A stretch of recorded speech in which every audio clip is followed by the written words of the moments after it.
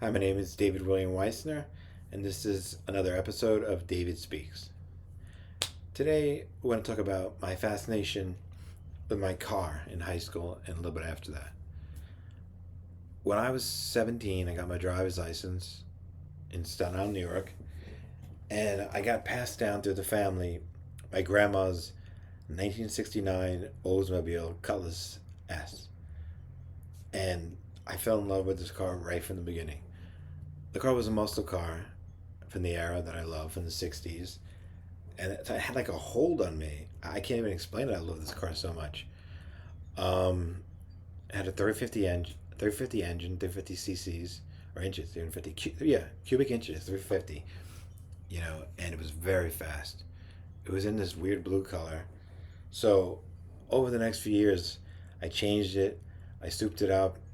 I peeled off the blue paint. I put it in black primer. I got special racing wheels with cool rims. I got dual exhausts on it. I started to change it to make it look really cool. And I had some other friends at school who were into cars. We had a little car club. One guy had a Mustang, a 64 and a half Mustang that was all perfect. It had gold braids in the engine. Everything was painted perfect. I wanted to completely restore my car, and the car's name was Butch. I don't know where the name came from. I don't know. I had this vision when I was like 17 that this big black mean angel was my guardian angel, and he came with the car, and he would just save me. And God did he.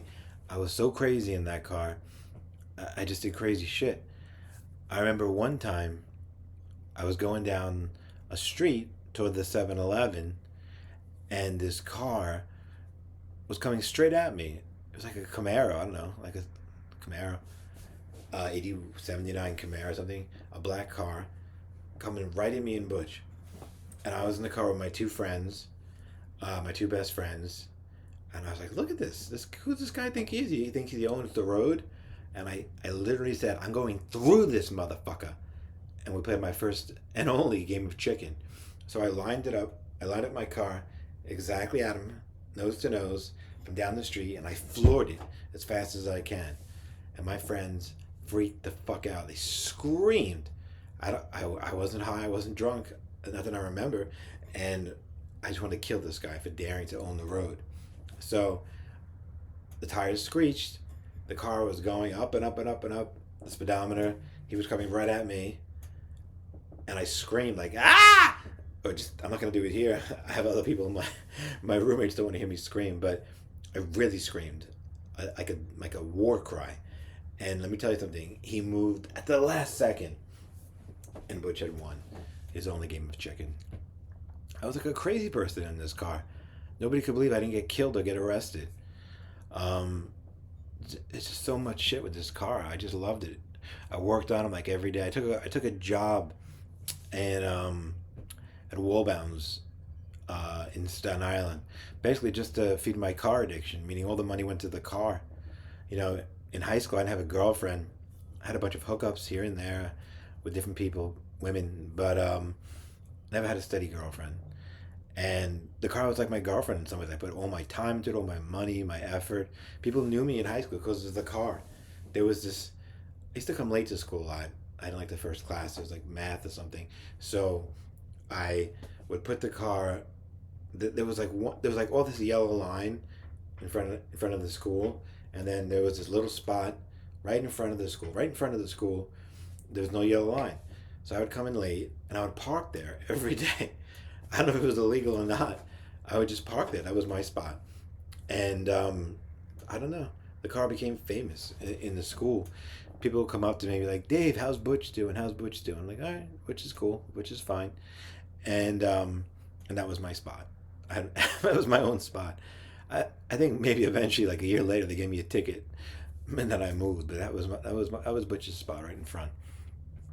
One time at the school, this big Asian Indian kid that nobody liked, he jumped on the hood of my car while I was pulling out, and that pissed me off. And I was like, oh, that's nice. You're going to jump on my car?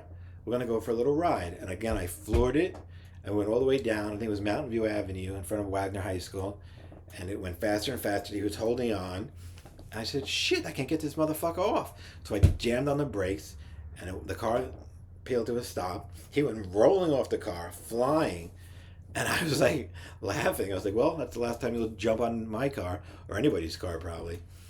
And I'm telling you, I was like, people like love this that this happened. They came up to me in school like, "David, I heard you got the big Indian. I heard you ran him over." I was like, "I didn't run him over. He jumped on my car. It was time for him to get off." And they're like, everyone will come up to me and be like, "I heard you got him. I heard you got him." Like, no, no, I was just defending me. He jumped in my car. They said he's going to sue you. He's this. He might be hurt. There was no lawsuit, but thank God he wasn't hurt. I was just crazy at 17 and 18. I don't know why. It was long before any kind of real mental illness. I was just a wild guy. I really didn't love high school. I hated it because it was too late. I mean, too early. I'm a night owl, and I still am. And I hated getting up for high school. I would go to sleep late. I'd stay up reading or watching TV, and I don't know. I love that car. I love that car. And then I got to so many incidents with that car. At one point, I put a speaker in the car with a CB radio from Radio Shack, and I noticed it had a spot for a speaker system, a PA. That PA. I said, "Oh, I'll get a PA system for my car. That'll be cool." So I put this little PA in the front, inside the hood. There's a lot of room inside the hood. It was a '69. It was like the hood is like empty. It's a huge engine compartment. I put that in. I hooked it up. I ran a wire through the firewall. I drilled a hole, and I set up the CB, which is kind of crappy. It was Radio Shack brand. They're not even in business anymore. Tandy. But the PA ran amazing, and I would scream at people as I went by. "Hey, motherfucker!" Just screaming at them. I don't know. It was fun to me anyway. So that car, I had it probably about 3.5 years, and then just one day, I was into drugs when I was young. One day one of my favorite things to do was just smoke pot and drive around and listen to the music as loud as it can go. And let me tell you one more story before I talk about what happened to Butch. I was on my way to college. I went to one semester of college at the College of Staten Island, City University of New York, for one semester after high school, and it was all the way down Toad Hill Road, or one of those hills where all the money people are, and so I was in my car as usual, blasting Metallica at the time, and so I wanted to get to school, and I liked being on time. Even then, I'm always on time. I like being on time.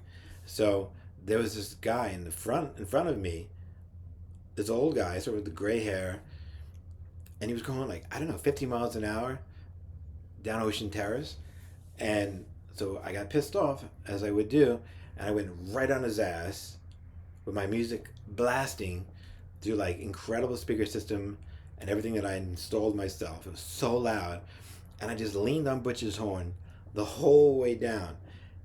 God, was that obnoxious to do. If someone did that to me, I think I would go out and shoot him or call the police. I have him arrested. I was so wild when I was a kid, though. I don't even know why, but I was that obnoxious in that car. And I followed him all the way down to the school, leaning on the horn with Metallica blasting right on his ass. And then he made a left into the school and went to the teacher's parking lot. And I didn't think of anything. I went into my parking lot. And then I got there and I went to the class.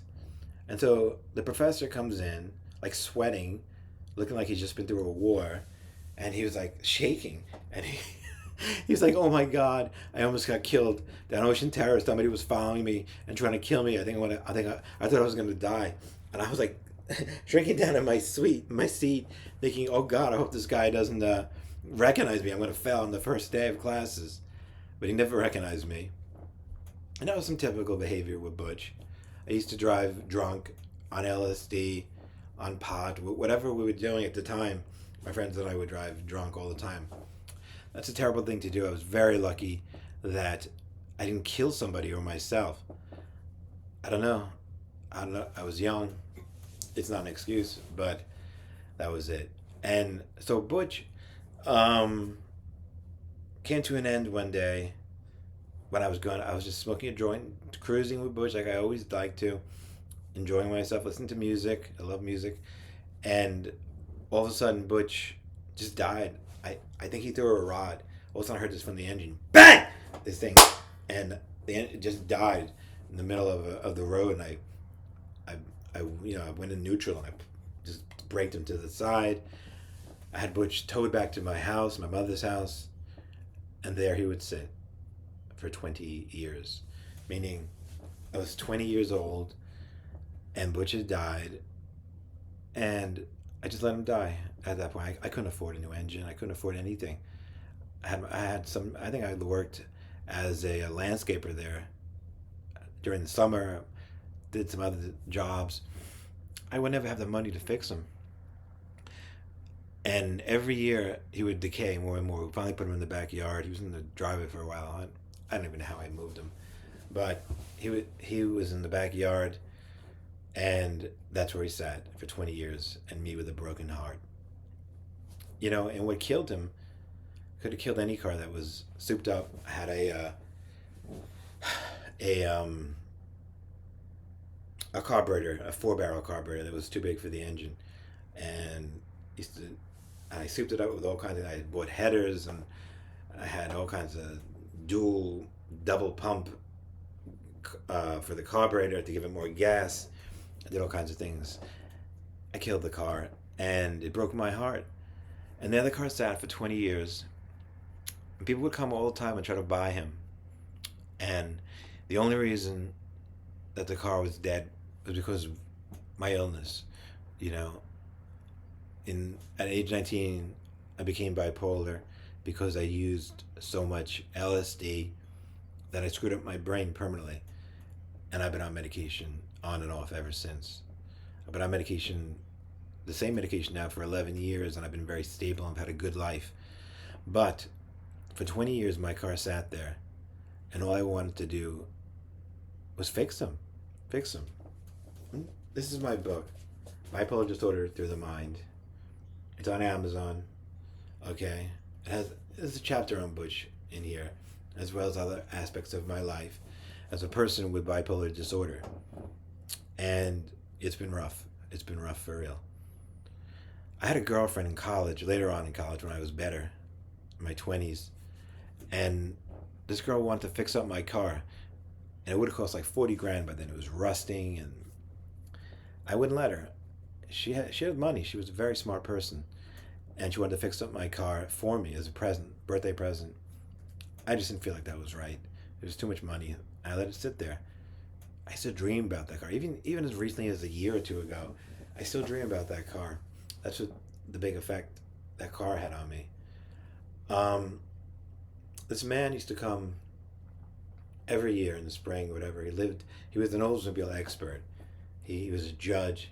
He had his own Hurst Olds Cutlass, which was like the top model. Amazing. They only made about 1,100 of them. And he would come to my house every year and try to buy my car. I'm like, nah, I can't sell Butch. There's no way. And then one day, I had to deal with my mother. I still lived there till I was like 40 because of bipolar disorder, and I couldn't afford to fix them myself. My friends, because of bipolar disorder, I've been disabled my whole life. When I worked as a music teacher. I taught piano, I taught guitar. I did that very well. Did that for almost a decade. You don't make much money doing that. I made enough money just to live in the apartment underneath my mother's house, right, on the ground floor. And so one year, that man came, and I decided to sell it to him. I had to deal with my mother. I wanted to garden. I got into gardening because of a girlfriend of mine, and her father They were Italian. He was very into gardening. I had an aunt, my sweet aunt, my godmother, and she was my spiritual teacher for many years. She was a Catholic. She was from Italy. She came here when she was 40 to America. She taught me how to cook Italian food, Italian sauce. She taught me how to garden, and I would go there every month and hang out with her, and she would teach me a different recipe. I haven't cooked so much in years, but I do know how to cook very well, and garden. So I had to deal with my mother. I would get rid of Butch if we could turn. We had a kind of a good property amount. We were a corner house, and so she had a lot of. We had a lot of property, and I said I'll get rid of Butch if you pay for a fence, and some dirt and like a little rock wall. 'Cause I learned how to do that when I did landscaping, put in rock walls. But so she did. It was a deal. Everyone in the neighborhood wanted Butch gone. I said it was an eyesore. It was an old car by then. It was like 50-year-old car, falling apart. And had tinted windows. The only thing that was really good on the car was the glass. Um, but so that was the deal. So this man who had come around finally bought the car. I think he gave me $300 for it. I couldn't even get the the title. I had the VIN number. The DMV gave me and my father so much trouble with the title, and he bought it without the title. He said, "Oh, maybe use it for parts," which broke my heart. But I know he wanted to fix it up and make it okay. So it was $300. I sold Butch, and then we put a fence in. I think mother spent and father spent at least $5,000 on that yard, putting a fence in, we put rock walls in. We got Finelli's dirt, and I made a garden. I planted flowers everywhere. I had tomatoes, beefsteak tomatoes I grew, zucchini, basil.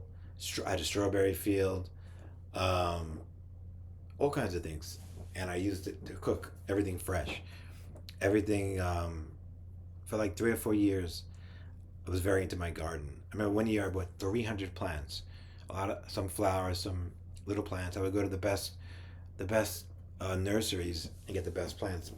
And then in the winter, I would harvest whatever was left, the tomatoes especially, and I would make fresh tomato sauce. Out of all the tomatoes, it took me hundreds of beefsteak tomatoes, and I would sit there for hours and hours, and I would blanch the tomatoes and take the skin off, and then I would cut them up, and I would make tomato sauce fresh with the fresh basil, garlic. I didn't grow garlic, but I buy the garlic, and I had tomato sauce like my aunt had taught me. I put them in these big containers, a whole bunch of them, and put them in the freezer. So I had fresh tomato sauce all winter. I made pesto.